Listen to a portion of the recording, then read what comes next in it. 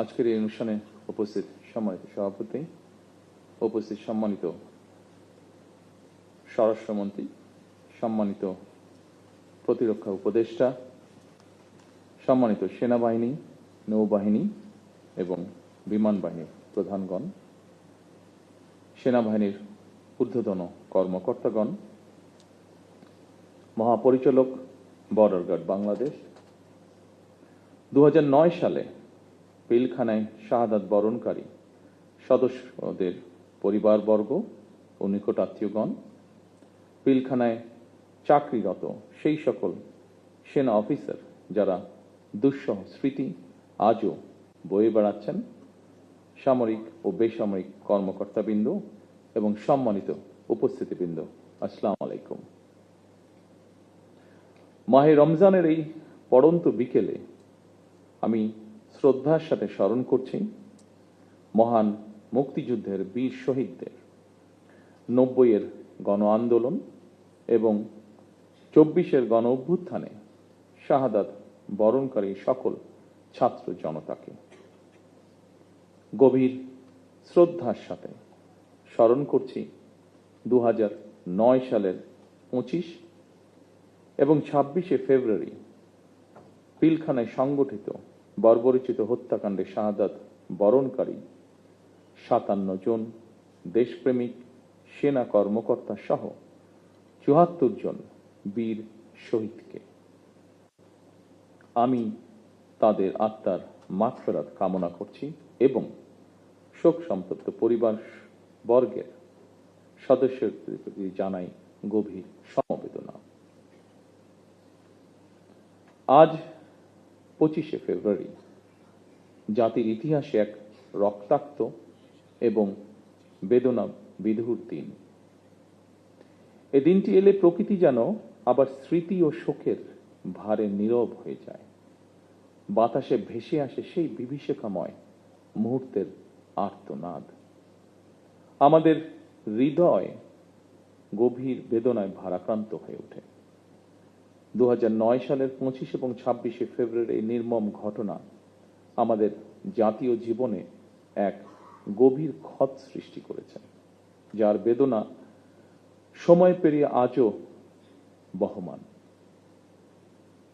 দীর্ঘ 17 বছর পরে শহীদদের স্মৃতি বিজড়িত এই প্রাঙ্গণে আজ আমার কণ্ঠ কিছুটা স্বাভাবিকভাবে ভারী হয়ে উঠছে। আমি কেবল একজন জনপ্রতিনিধি হিসাবে নয়, একজন সেনা পরিবারের সদস্য হিসাবে, একজন সহযোদ্ধার সন্তানের মতন আপনাদের সামনে, আপনাদের সাথে আজকে উপস্থিত হয়েছে।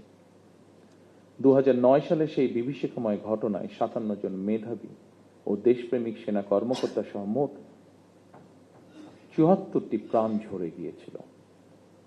প্রতিটি নাম একটি পরিবারের আলো নিভে যাবার গল্প, প্রিয়জন হারানোর বেদনা বিধুর অধ্যায়, একটি সন্তানের পিতৃহীন হওয়ার ইতিহাস, একটি স্বপ্নের অসমাপ্ত মহাকাব্য।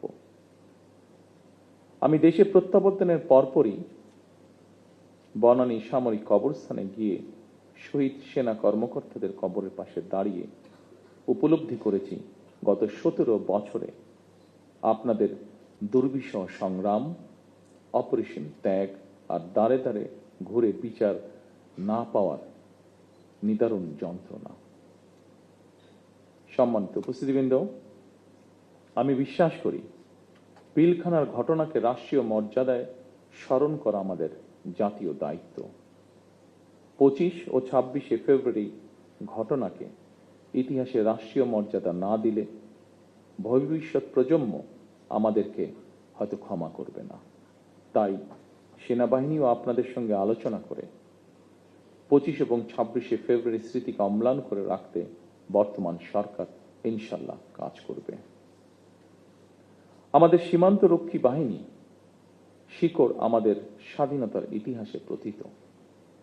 1971 সালের যেদিন চট্টগ্রামের কালুরঘাট বেতার কেন্দ্র থেকে শহীদ রাষ্ট্রপতি জিয়াউর রহমান স্বাধীনতার ঘোষণা দিয়েছিলেন, সেদিন সেনাবাহিনীর সাথে তদানীন্তন ইপিআর এর সদস্যবৃন্দ বেতার কেন্দ্রের দায়িত্বে নিয়োজিত এক থেকে গৌরবময় ইতিহাসের সাক্ষী হয়েছেন এবং মহান মুক্তিযুদ্ধের সূচনা লগ্ন থেকে সেনাবাহিনীর সাথে অবিস্মরণীয় অবদান রেখে চলেছেন। পরবর্তীকালে শহীদ রাষ্ট্রপতি জিয়াউর রহমান সীমান্তরক্ষী বাহিনীকে সুসংহত করতে বিশেষ গুরুত্ব আরোপ করে অবকাঠামোগত উন্নয়ন এবং প্রয়োজনীয় সংস্কার কাজ করেন। সেনাবাহিনী থেকে যোগ্য ও মেধাবী অফিসারদের পেশনে প্রেরণের সংখ্যা বৃদ্ধি করা হয়।